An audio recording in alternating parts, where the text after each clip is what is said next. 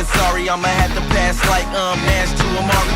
Tiger up early on a Sunday, sinking birdies while the pigskin spinning through the air, tight and birdie. It's a TD, it's a TKO, a home run, it's a hat trick. Ain't no way to be an all-star without practice. So if you down to sacrifice your life for a draft pick, it's a pretty sweet position. You can live it if you have some things in the air. If you got game, wake up like you just don't care. If you got game, playing like you got no fear, then you got game.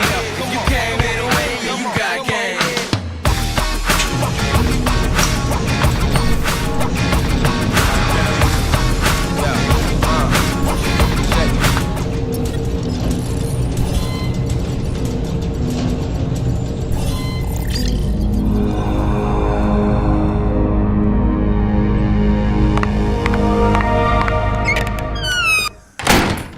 Welcome to Local Music Somewhere here at ourbeats.com. My name is Annaliese, and today we are here with a band that is taking over Charlotte in a major way. We are here with Oceanic. We have Nathan, Jacob, and Sam. Welcome, guys. Thank you so much for being with us today. How are y'all doing? Doing good. Absolutely. Yeah, thanks for having us. Yeah. I just want to say congrats on your new EP called Everything I Want, I Need, which is out today. Out today. How are you guys feeling about that? Good. I'm sleepy. Yeah. Late night drive last night from a show, so we're waking up still, but I feel great. Yeah, it's awesome. Where were you coming from? Raleigh. Wow. Crazy. Okay. Well, thank you for being with us this morning. I appreciate it. Oh my goodness. I would not be here if I had to drive back from Raleigh the next day. It was the reasonable time of 11 a.m. It's all good. We left Raleigh. Sorry, 11 p.m. Yeah. Well, yeah. Yeah, that's not bad. Not bad. That's awesome. Well, thank you guys for being with us. Of course. So Thanks for tell having me, where do each of your musical journeys first begin, and what inspired you to form the band? My musical journey began when my parents forced me to take piano lessons when I was like 4 or 5 years old. And that is kind of where it started. And then they always kind of encouraged me to do that. And they've also, I got beef because my mom forced me to take lessons until I was like a actual senior in high school. And I wanted to quit because I hated reading music and doing all that. And I was like writing songs, and I was like, I'm going to do music with my life. You can let me quit piano lessons now, Mom.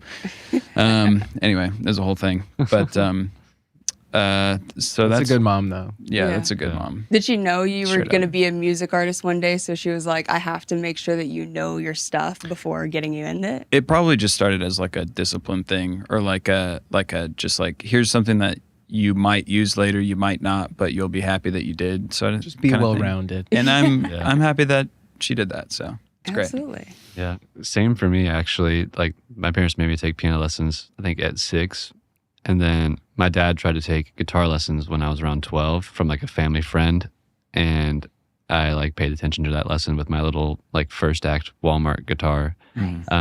And I loved that way more than piano. I like hated piano. Like it's the same thing. It was like classically trained, like reading music, and it was just like stuffy and boring. And then I started learning punk songs on guitar, and then that's kind of what started it all. It's way cooler. Love that. Yeah. Way cooler, for sure. Way cooler. For sure. Yeah, my mom was the piano teacher. So I grew up taking lessons from her and from other people, and music was just always around. So it's kind of in my blood a little bit. And I was in bands and choirs and like, played all sorts of instruments growing up. That was just what we did in my family. So it was great. That's awesome. Yeah. I see you guys all have a history of like, hating sheet music and hating piano lessons. So well, speak for yourself. He's a music nerd. I'm good for it. There you go. Yeah. Well, so I know you've had, so I know all of you, we've all had you on the show before, but which song on the album are you like most excited for everybody to hear now that your EP's out? Well, for me, it's probably the new one that wasn't out until today, which is called Way Out. And it's just like kind of a rockier, different thing than we've done before. But it's just very, I really like how we wrote it, because we wrote it in a cabin with our songwriter boys, Kyle and Brady. Shouts out Kyle and Brady. It was like kind of arranged and written in a whole take. like just one pass of doing it. It wasn't overthought, and it was just kind of like out there. And so that was really sick and really fun. So. Was that the same take that Wash Away? Because like Wash Away kind of like starts and then as it ends, it transitions into Animals. Was that like within the same realm as? It was written on the same night, I think. Mm-hmm. Yeah, definitely the same like 2-day trips. Mm-hmm. Yeah, because I think we. Actually, Jacob was playing a bass and Sam was playing a guitar, and they wrote the like music to that song "Wash Away." And then it was later that night when we were all like dead tired and kind of annoyed at each other, and kind of we had just been writing music nonstop. I think we had been like writing for 18 14 hours. Yeah, or something like that. Mm-hmm. Like, And then we all kind of like had this release of playing the song "Way Out," which maybe it was like a hive-mind moment. Like we all just there wasn't really a lot of talking. Yeah. It was just kind of instinctively following each just other. like finding the chords, finding the beat, and then we just played the whole take of the song. And the little nugget of insider information is that the guitar that is on that song "Way Out" is the guitar that Jacob played in the cabin. Like that was the actual take of the song that he played, and it was just like so perfect that we were just like we could fine tune this for a year, or we could just use this. Yeah, which that's the thing is awesome. We don't normally do that. We like fine tune everything. Yeah, it was very special that song ended up being that way. Yeah, but for that transition is like I don't know when that came. I don't really know when we muscled it into being, but we definitely felt like, okay, "Wash Away" and "Way Out" are just like as different as us two songs can be for Oceanic world. And we were just like, you know what? Like, we got to make these work together somehow. Like, let's just make this instrumental track that builds and like carries the energy in a cool way and makes the two connect. And yeah, we wouldn't think that was part otherwise. of it. Part of arranging "Wash Away" was that when we were playing it, we did like a full song playthrough, and then it was like it felt so good to just keep jamming after that we figured there would be some kind of track. And then like Animals was already like a different song, like the lyrics that you sang over that. Oh yeah, that's right. Yeah, I wrote a different song entirely in a different key, in a different tempo, like whatever, and I just like sang the chorus of it over that song, "Animals." And that song isn't really released or anything. It's just a demo, but yeah. You guys were talking about like how you had been like writing all day that day. Like, were there some songs that you had like recorded or maybe like written that like didn't make it on the EP that like maybe could come back around in the future? Absolutely. yeah. We're planning on it. I think we started like 10 or 15 songs that weekend or something. Like it was like a writing retreat. Yeah. So we had like 2.5 days to turn this cabin into a studio and get our money's worth. Yeah. Which was really nice. It was like a It was pressure one of the cooker. coolest experiences we've ever had as a band. We brought our creative director Dan along and he set up like all of our lighting rig in this like big living room of the cabin. Because he was, working the colors based on the song we were writing and just like creating this whole like experience in the space. Yeah, because we were coming back from Nashville to Charlotte like in between shows. So we had all of our live stuff, which is all the lights and the crazy stuff. So it wasn't like we packed that. We just like, oh, we have it. So let's Might run as it. well just- It was Dan's idea to invite our mutual friends Brady James and Kyle Reith, who they were like our songwriter friends in LA, and they grew up with Dan, and like they're just homies. We've written a bunch of stuff together, and so they came out, and then our manager Benja was there as well. Drummer Austin. Yeah, and so it was just a really good like crew of people, and we definitely like found different things because of like the people that were there than we would have found if it was just like us hanging out, like doing the normal thing like in my house or whatever. Yeah. Did you create a lot of like content, like visual content along with the like producing? We the should have EP? done more, but Probably not as much as we should have. we do have a video that our manager Benja took of us playing the song "Way Out" for the first I've been time. trying to. Yeah, I haven't seen that. Yeah. We should have brought it for you to play or something, but if you follow us on Instagram and TikTok, we'll post it eventually. So There's after the we plug, text yeah. Benja for Probably it, but- today. Yeah. yeah, honestly, You should absolutely after this, 100%. yeah, straight up. Awesome. So one of the things that I immediately noticed with this body of work is how like it just like builds off of each other. Like what does it take to like fully like make a body of work like flow within each other? Like is it like doing it like on the same day, that sort of thing like you guys were talking about, or does it actually like progress like throughout time and then you just kind of work its way into it? Like what does that take? It's a very interesting question. I guess the short answer would be just like a bit of intention, because I'm surprised to hear you say that, because if you were to play the album top to bottom and then repeat to top, going from Way Out to Hold Me, you'd be like, oh, these are two different bands. Like the first one is like a soft dance song, and the second one is like, or the last one is like as grungy as it gets. And we were nervous about that, or I definitely was. So to hear you say that, I guess we were trying to like just make it all as cohesive as possible during the recording process, because they're also very, like a lot of years apart. Y'all wrote Hold Me and I'm Your Boy initially like 3 years ago now, 2.5. Yeah, I think that feels wrong to say, but I think you're right. I think all the songs were written in the span of 1.5 years and then recorded over the past 1.5 years. Yeah, I mean, I'm sure every artist that you interview would probably answer your question differently, but like for us, we kind of we have an era of writing in mind, and we're like, we know we're writing for this project, so we're talking about what sonic elements we're into at the time. We're kind of identifying those things so we can kind of keep all the songs in the same world.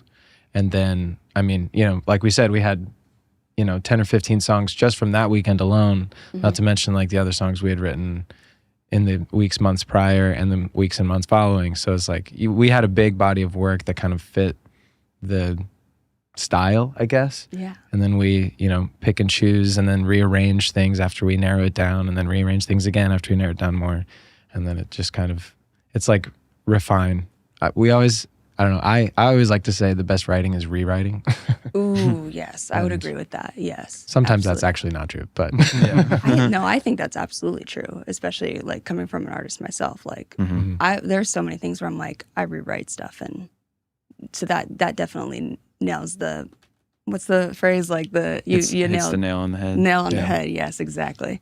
So the title, Everything I Want, I Need, that's a very bold title. So what do you want versus what do you need as a band right now? We want Instagram followers at Oceanic Official. I'm kidding. What do we want and what do we need as a band? Well, I mean, I guess the point the point is that they're the same, right? Like, right. Yeah. I think sometimes your desires feel like needs, and for us, like probably the biggest desire right now is to just like keep growing and keep getting our art in front of more people, and like we keep having these experiences where people connect with what we do, and we want more of that. And we need more. Definitely. Definitely. Instagram followers too, but yeah. Well, you actually did go from like your debut to like 80,000 monthly Spotify listeners, which congrats on that, guys. That's incredible. Thank you. What's one thing that you did that most indie bands don't do? Whoa. Have a manager in Nashville who's really good at that. That is something. Benja's our superpower.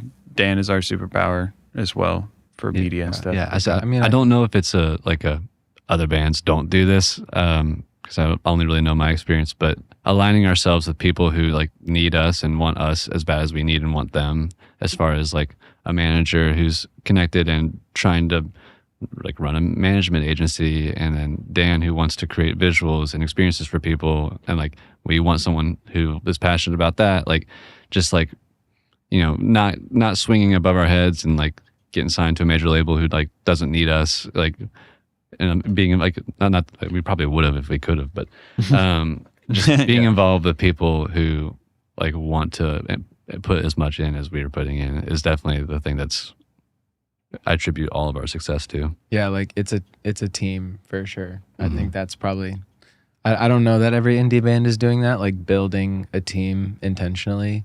And then like I think a lot of people really get wrapped up in their specific artistic vision, and like people are really like dialed in on that, and that can be really great and very awesome.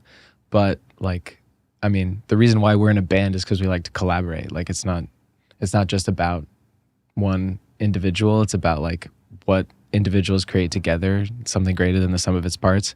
And for us, that goes like beyond than just the 3 members in the band. Like it is our creative director. It is like ideas from our manager that we wouldn't think of, and like all these ways like influence everything, you know? Yeah, absolutely. Do you feel like the pressure sometimes to wear like multiple hats, like, or any other sort of things, especially like working within a unit?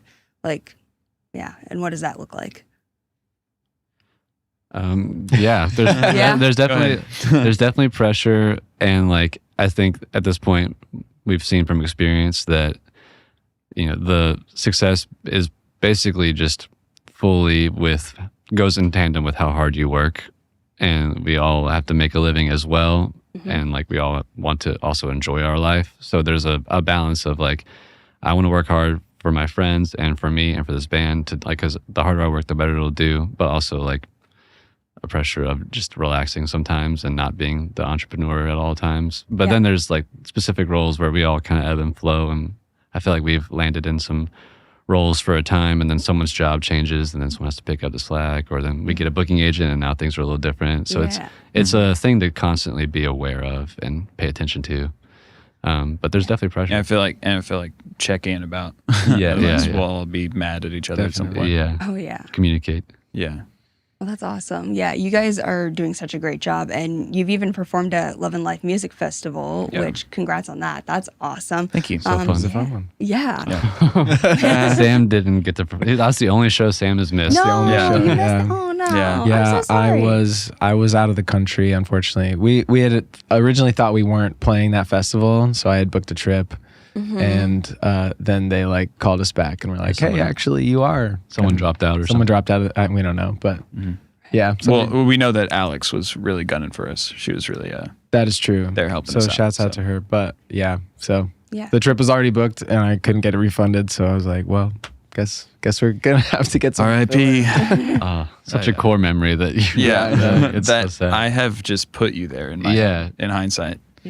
Well, that's nice. Yeah. Thanks for doing that. Yeah.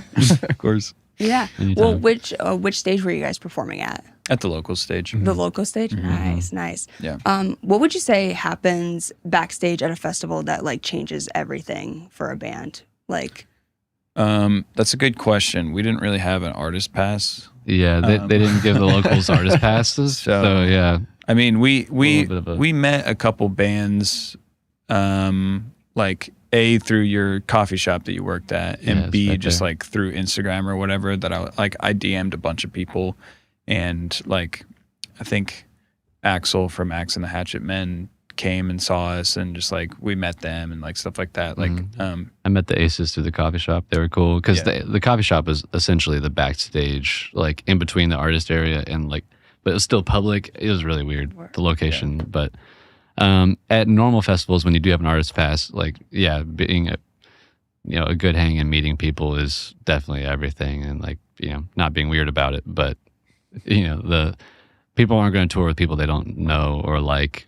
So if you want to, making those mingle, connections. Yes. over the catering, whatever. Absolutely. Has there been any moments where you made connections that like has come back to you, and maybe a collaboration is in the future with them potentially? There's well, our manager Benja is homies with a bunch of people in Nashville, and so we did a tour with the Greeting Committee, a band, an indie band that we like, I have loved for a while. Yeah. And, So that's cool. There's just through like meeting bands our size, there's the potential to collaborate and feature on each other's music. Potential leak there.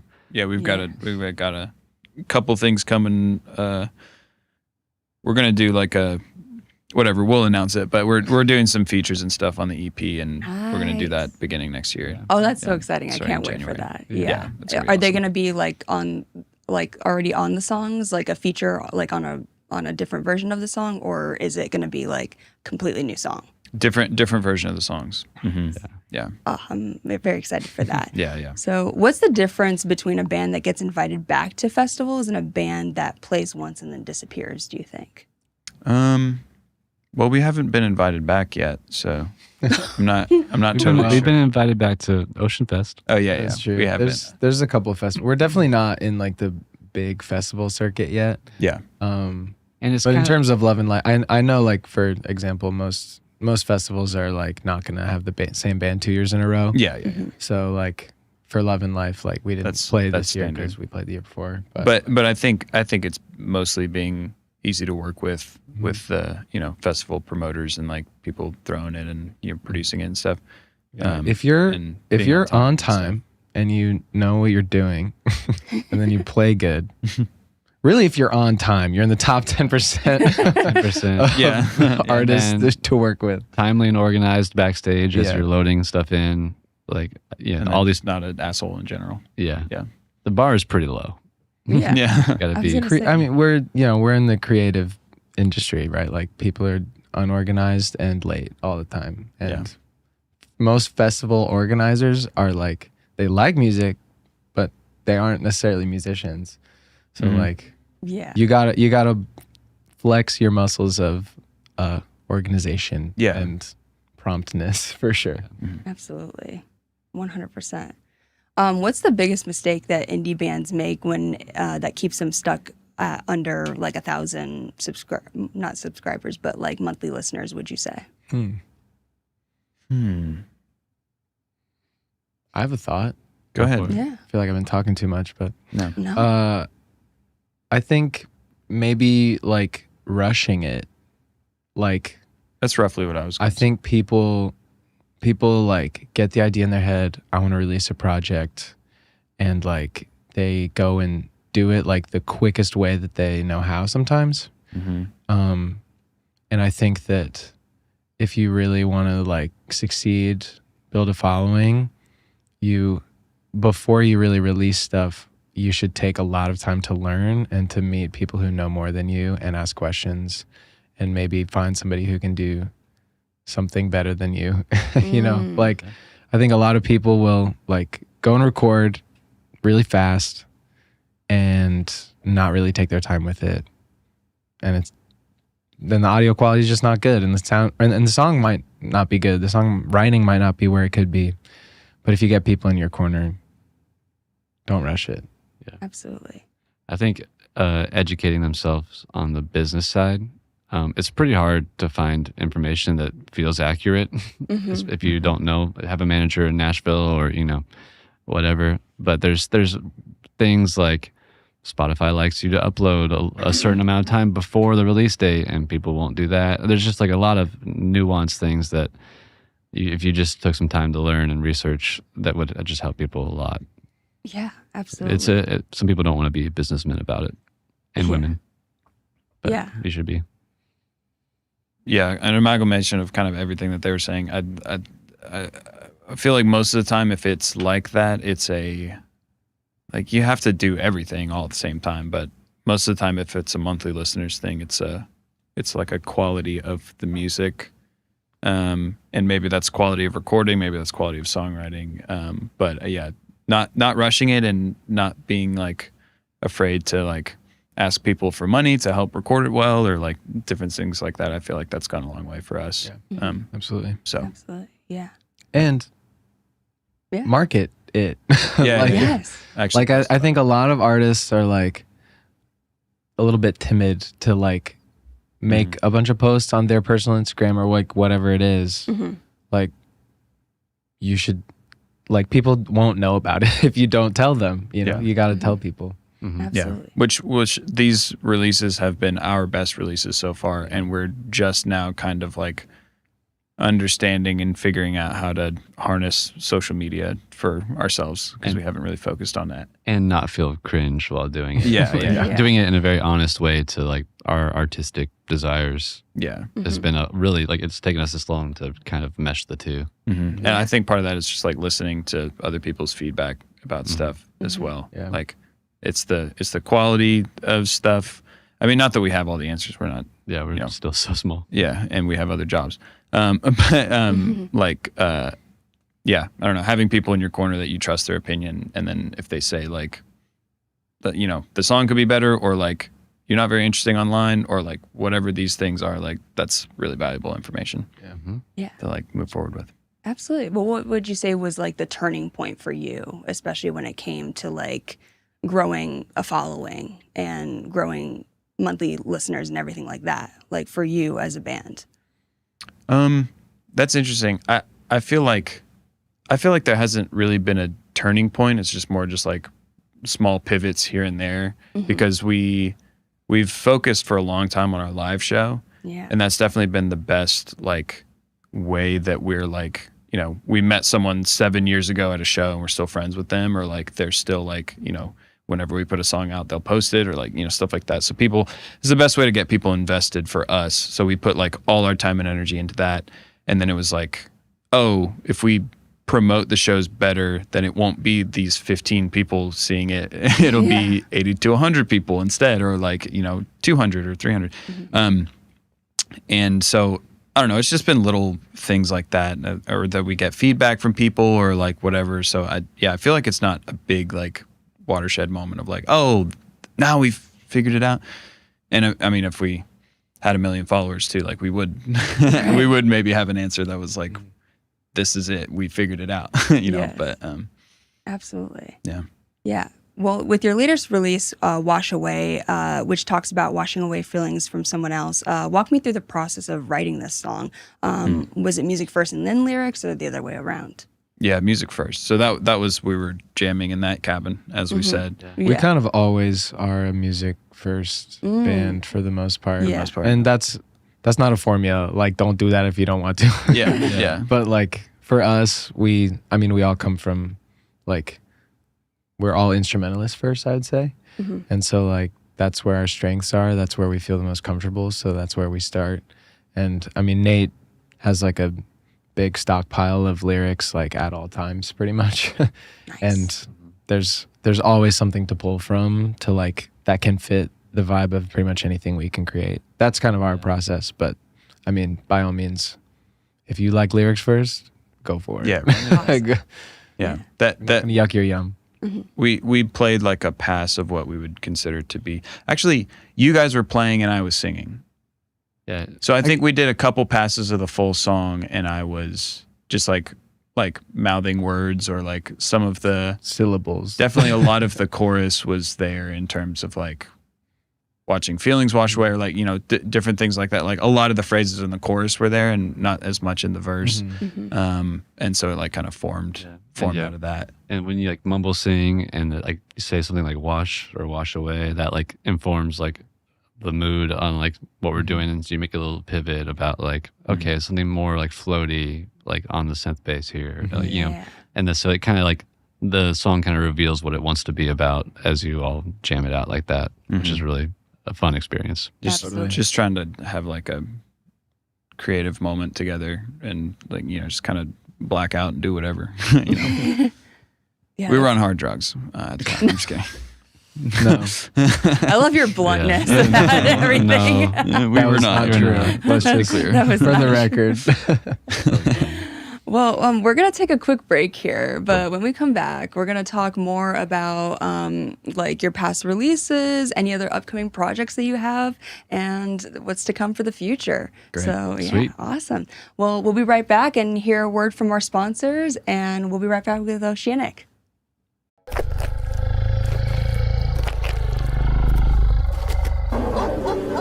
Hey everyone, if you're like me, music isn't just background noise, it's the soundtrack to our lives, pumping energy into our everyday moments and helping us feel, well, more alive. Today I'm excited to talk about something that's revolutionizing the way we experience music. Our Beats Radio.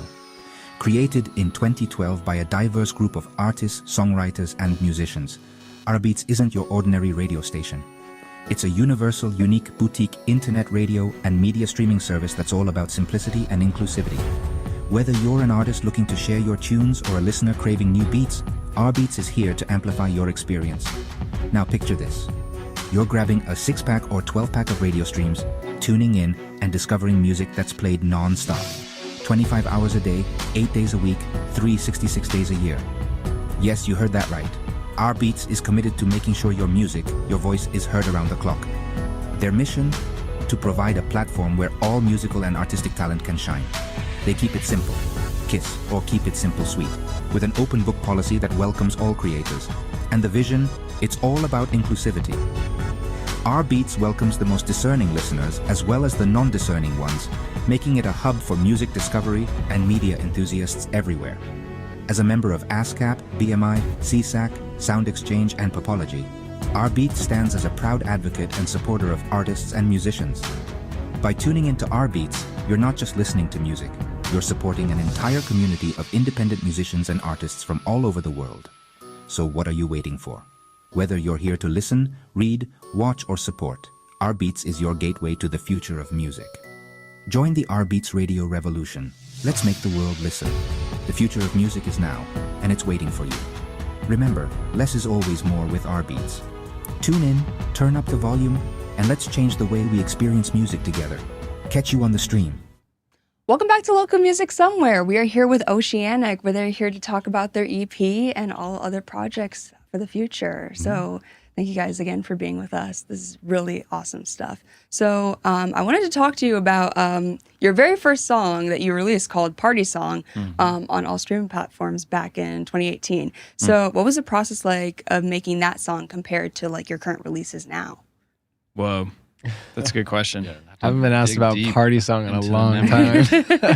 I did. I scrolled back into the deep. archives. I was sure like, did. He's a historian, everybody. Yes. It's good. That song was, I remember sending Jacob a bunch of videos of me playing the different parts to the song and just being like, I have this song idea. Do you remember this? Mm-hmm.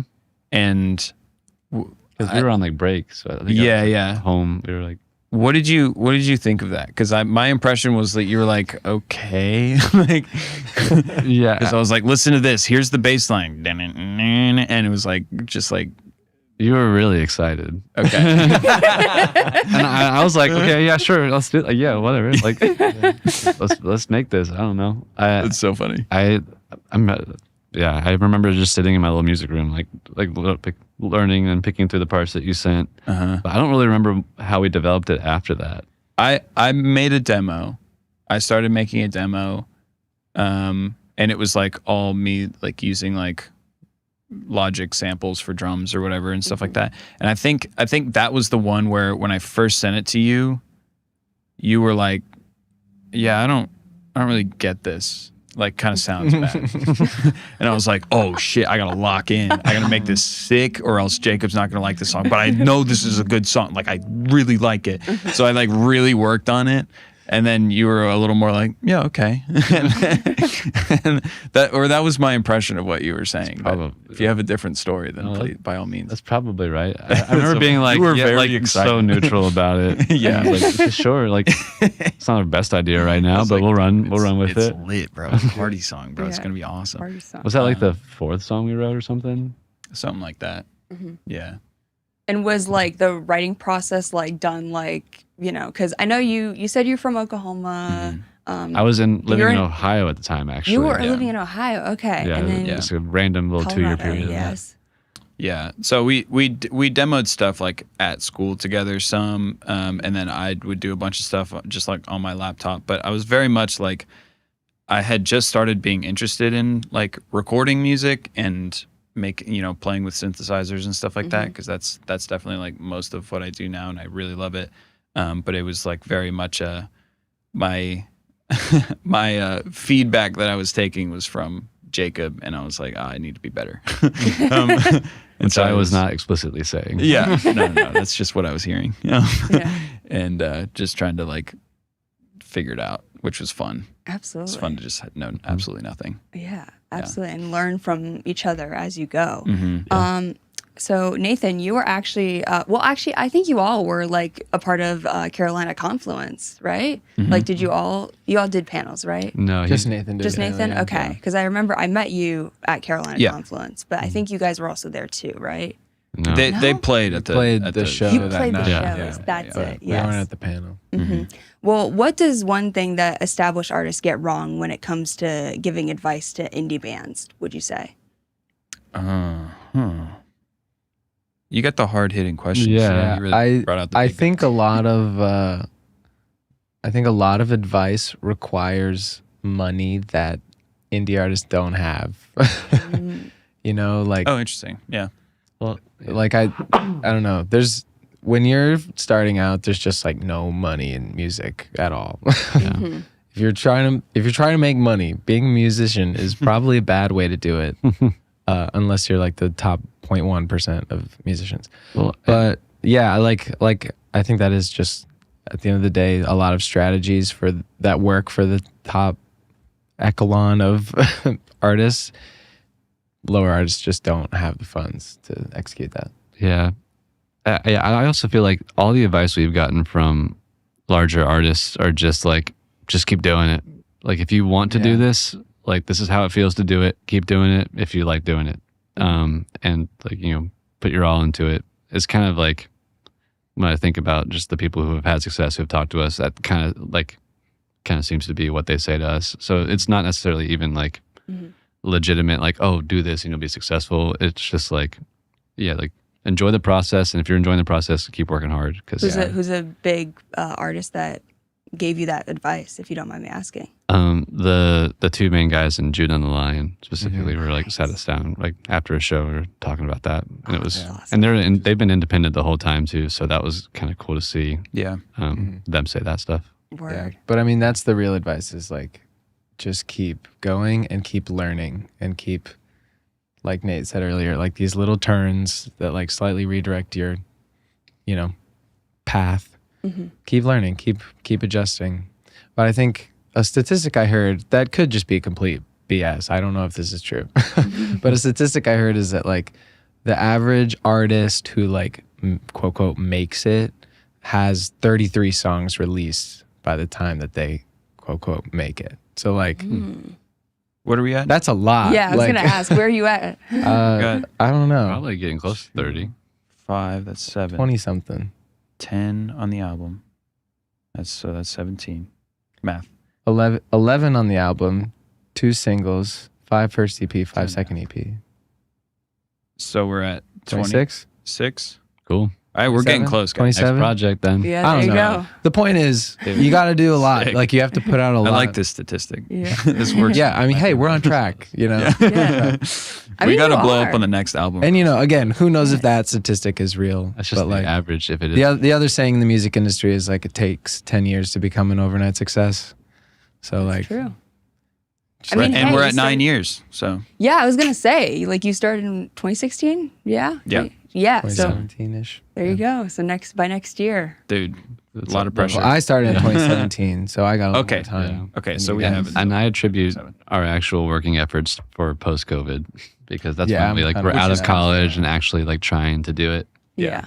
Actually paying But I feel attention like to things. intention, and this is just me personally, I feel like intention always exists. Like I think that's the starting point. I don't think it's Sure. like when you're doing stuff, I think it's intention. And it's probably like career-wise, we probably started post-COVID and really got serious about it. And like making music-wise, we were pretty serious about it in college and like honing that craft, I guess. Whatever. Yeah, absolutely.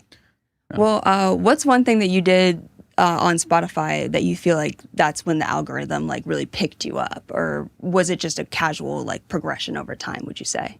We have a kind of dumb answer to that. Yeah. Because we released music initially in 2018 when Spotify was like really good for the artists in terms of like getting it out there. Because we had 0 listeners whatsoever.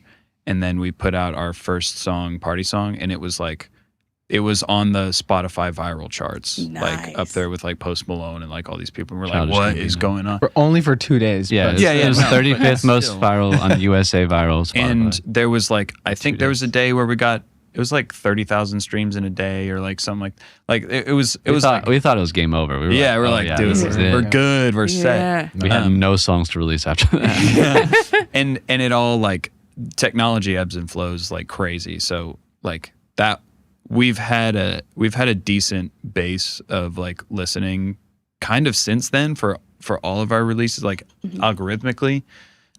So I don't know, there wasn't like a trick where it was like get Boost Collective to do your submit to Submit Hub or whatever. We have built some relationships with personal playlist curators. Yeah. Like not a lot, but there's mainly Benja has. Benja, our manager. yeah. He's like, really, really good with that. Alex Rainbird is one who's always going to put our stuff on a playlist, which shout out to him. He's awesome. Big time. Yeah, so I don't know. There's just building relationships and trying stuff. I don't know. But, yeah, absolutely. Do you feel like you have to focus on either Instagram or TikTok more, or is it kind of just like you go where like more streams are, or not more streams, more views are? They're like kind of different things because almost for us, our Instagram is more of a legacy media thing that we have where it's like this has been our following the whole time. This is like people that have followed us for years and years, and TikTok is way newer, so it's way like just like let it spray, like post whatever, like just see what happens, like experiment, have fun, those sorts of things. And we do experiment and have fun on our Instagram too, but it's a little more like we don't want to just like be shit posting or alienating old fans or like just curating the brand on Instagram. Yeah. Presenting us as like, here's how we want to look and be, and more professional. Yeah. But yeah, if we find a trend that works, we're going to chase it. If a video happens to pop off, we're probably going to do the thing where we post that video a lot more times. Spam it 20 more times. As you should. That's how it works. That's how you get your stuff out there. Yeah. What's some advice that you've all received that has been the most impactful in your career so far? I guess you kind of said it with like the keep going. But that might be. Yeah. I was trying to find a different answer other than I was that. gonna but really say, is the best answer. Like I think this is just general life advice, but like be a student. I think we've kind of alluded to that a bunch of times already, but like be a student. You got like, if you stop learning, you stop moving. Like, Yeah. Absolutely. I think an early interview of Ryan Tedder, like early to us in our being a band, he talked about enjoying the process, which is something that like at that time in my life I had never thought about, of like, just like as you're, being a student and working hard, just take a step back and think, am I enjoying the process? If not, maybe change what you're doing or how you're communicating with your band or your career. But if you're enjoying the process, that's like 90% of the battle, I feel like.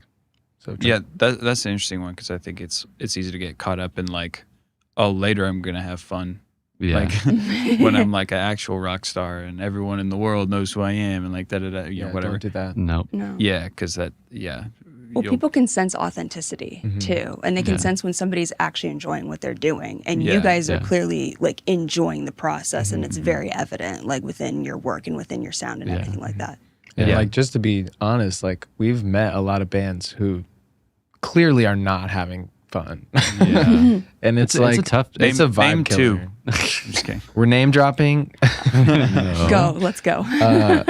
No, it's a bad vibe. Like playing a show with a band who's like not into it. Yeah, that's a bummer. Be fun. Yeah, be fun. The thing that you said about like don't wait for you kind of said don't wait for the next thing of like like if you're touring as an young artist and it's all like 100 cap rooms, don't be like, oh, I can't wait till there's 500 cap rooms and we actually have a green room, because it's like you can write yourself off of like, oh, I'm not touring, it's just small rooms. Like, no, you're touring. Like, let yourself enjoy that. And even like in any career, like if you're an intern at a cool job, even though you're not getting paid, you're still like, just enjoy being an intern and what that means, and be a student. I don't know. Yeah, because whatever. The golden days are gone by the time you realize they were the golden days or whatever. My goodness, I feel that. I feel like we are kind of good, as in like, I'm saying this about you guys. You guys are kind of good about like, or very good about like when we're out and we're like in a new city and stuff. It's like, kind of wide-eyed, like, all right, where are we gonna go in Chicago now? Like, let's figure it out. And we've played with bands that are like less that way, and it's easy to get jaded about it. Yeah. But I really like that we're just like, well, let's have an experience, because you can just go outside and then do that. So. But to what you were saying, Jacob, like we are always very like, we try to keep front of mind that people pay for a ticket to come and see us. Like, money's tough to come by in 2025 sometimes. A lot of touring acts to choose from too. Yeah, it's so oversaturated, and like it's never lost on us that like somebody took time out of their day, took money out of their wallet to come and see us. And if that's the case, like we are gonna go all out for you. And like whoever you are, however many of you there are, that's always front of mind for us. And that's all you can do as a band is just be there and be there for the fans and be there for the people who actually showed up to support you guys. So that's awesome. So are there any specific influences that are of artists that have shaped your sound as a band, would you say? Coldplay. Nice. We're our own thing. Original. Definitely Coldplay. I love Coldplay. Nice. And Walk the Moon. Yeah, definitely, especially more early on for us. 1975. Killers. I think in a writing, like especially like a part writing, when we're like really getting down to the nuts and bolts of what's making the background of a song, we'll pull all the time from like, oh, do you remember that one song? Like, who was it? Like, I don't know, Foster the People. They had this one guitar part that kind of was a descending thing. Like, let's pull that up and listen to it. Yeah, I want to make something kind of like that over this moment, even though it's a completely different moment, different BPM. Like, let's figure out how that works. Like, there's very like, even though I like Foster the People was a very random example because we just covered their song last night. But like, even though that's not like a massive artist to us, it's still like a cool moment that we remembered because something about this song reminded us of it, and we like to pull from stuff like that all the time. And I definitely I think that there's plenty of influence that I have that's like literally a 1-to-1 ratio of like I use a lot of falsetto like Chris Martin, or like I just like grew up, or the way I started singing was just trying to sing like Chris Martin in the car in high school. But then there's like other like more subliminal things, or more like, approach, where like if we just tried to sound like the 1975, it would just sound like shit because they already sound like the 1975. But there's other things that we draw from them, like with, I don't know, with like guitar tone, or like the way they write songs, or like just like maybe other things that like we pull from, like image stuff. So we pull from some random places too. Like I like a lot of like weird abstract music and stuff like that, and so I'll use that type of synth sound that I heard on this random One of Tricks Point Never album, or like what just like random stuff. So I think that's a really good insight, is like let your influences be your influences, but have so many also. Like have a ton of influences, have a ton of source material to draw from, and be inspired by all the arts, not just music. 100%. Yeah, that's what I was gonna say, and too. all the genres of music. I'm kind of in a headspace where I'm just like, I'm trying to read more books and watch more movies to be inspired. So absolutely. Listening to all my little songs. It's over for songs. You know what I'm saying? It's over. Yeah, you deal with songs so much. You're like, I need to find other things here. Yeah. That's awesome. So what has been your favorite place to perform so far as a band? We all might have 1, 2, 3, Lincoln. Chicago. Yeah, Chicago. Jack Beagles. Oh. No, actually, but my favorite show is still, I think, When It Rained on Us at Jack Beagles. Oh, that was true. a movie. That was a movie. Very Did hot. you guys got rained out then? No, we just kept playing. Yeah, Oh, it was. So it was okay, like for those of you who are not Charlotte natives, like Jack Beagles is this bar in Total a party cool bar. part of town, total party bar. There's a back patio with the stage. The stage is covered, but like whenever we have played there, we always like really trick it out and go crazy. Yeah. We brought a catwalk for no reason. When in this particular very example. good reason. Well, okay, because yes, it was very good sick, That's bro. the catwalk. because it was cool. Nice. But it was like 90, 95 degrees that day or whatever. So sweaty. Load in, play the show. We're playing for like an hour, and then all of a sudden it just like starts wind going like crazy, and like clouds coming in, Temperatures drop. Temperature drops like 20 degrees, and then like we start playing. Was it Joni? It's either Joni or Angel or both. I think I might have been Angel, but like one of our lower like Angel for sure. Yeah, it was Angel. I think you're right. It's one of our lower songs. Like that's a love song, more of a ballad thing. Yeah. And it just starts like drizzling rain, and it starts coming down harder, and we just like go out on the catwalk and we're just like in the rain. And the crazy part is that everybody stayed. Like they were all getting completely wet. Like they did not have cover. I was trying to be conscious of it too. Like, hey, like maybe like do we all want to quit this or whatever? And everyone was like, nah, we're here. We're still here, it felt like we were all just kids like playing in the rain again. Like it was so cathartic. Awesome. And a lot of our friends were there, jams. and they all say that was like one of their favorite times seeing us too. So that was a special moment. Yeah. And that was a small show, like not A couple hundred people. Yeah. 200 people maybe, like not crazy big. Yeah, there was that. There was opening for Judah and the Lion at the sold out Ritz in Raleigh. That was a really cool moment. That was and then sick. there was opening for Capitol Soiree in Chicago at Lincoln Hall. Lincoln Hall is definitely my favorite venue. Yeah, and favorite city. We love Chicago and love Capitol Soiree. That was like the start of a tour with them, and we became like real good friends. And so yeah, those are all the top three for sure. For sure. Yeah, those sound incredible. That's awesome. Yeah. Have you ever had a falling out with like a collaborator, and what did you learn from that experience, and how would you handle it differently now? Whoa. Yes. Yeah. Yeah, we won't drop names or anything, but No, don't drop names, but yeah, just I don't know who you're talking about. He's talking about yeah, you do. drummer. Oh yeah. All right. oh no. We fired our first drummer because he was a terrible person and Messaging girls inappropriately. all sorts of stuff. We don't got to go into it. Sure. But yeah, I mean, I'll let Sam do the PR for this. yeah, I'll beat around the bush for you guys.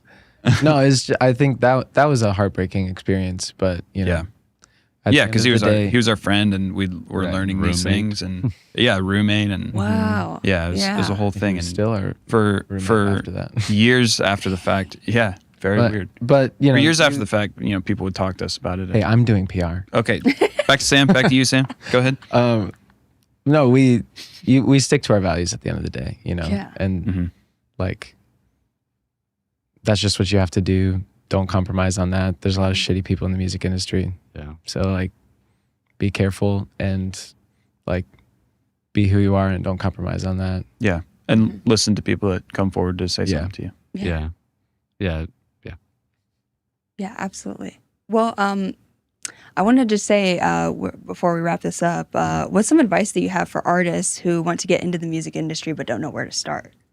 Go to shows. That's the best thing. Yeah. Straight up.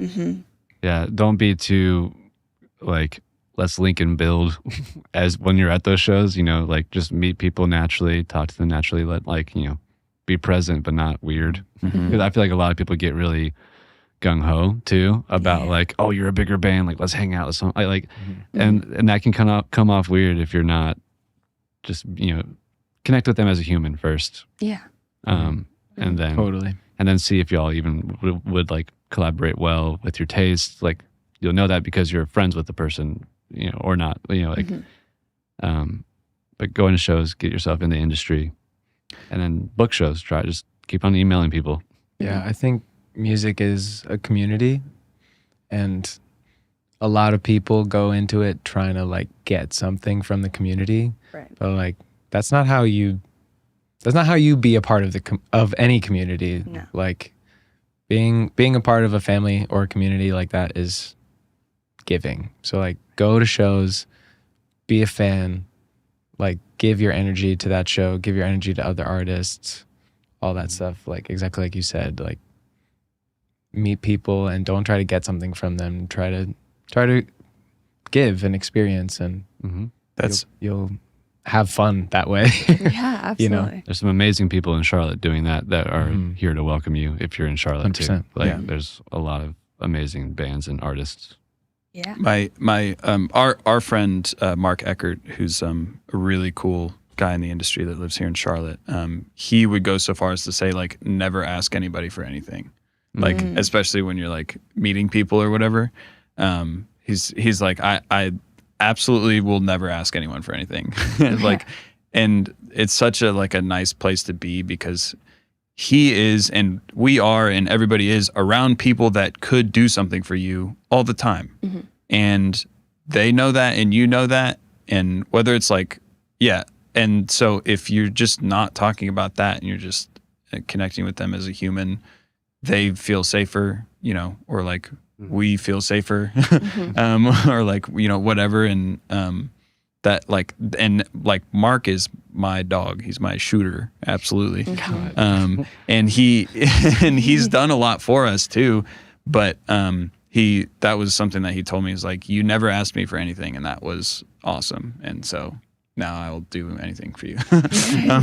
And so, and he's the absolute homie. He's awesome. But, yeah, I just thought it was kind of crazy that he said it like that. I was like, oh, how am I supposed to, like, cause I didn't really consciously do that, but he's just like fun to hang out with. So I'm hanging out with him, but which is really how it works. Yeah. In all, I mean, I feel like every career has to be that way. Can't speak for every career, but you know, like, you're not going to hire someone who's weird.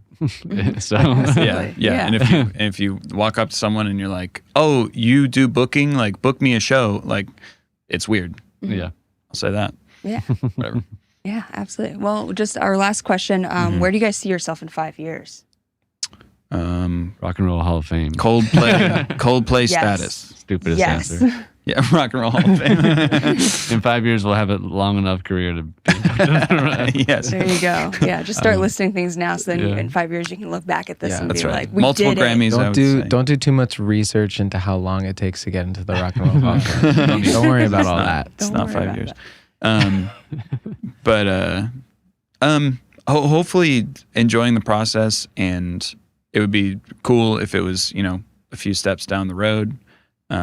If it was like, especially if this band was the only thing that we like had to do for work, that would be awesome. And I don't know, we're just reasonable guys. Absolutely. Yeah, just trying to make a living. Yeah. Well, where can people find you? You know the Instagram at Oceanic Official. Oh, God. Link and build. Hit the follow. Shoot us a message. There you go. We're on Spotify. We're on Apple Music. All those things. Absolutely. I mean, TikTok at Oceanic Official also. YouTube. And, yeah. There's a secret account you can find.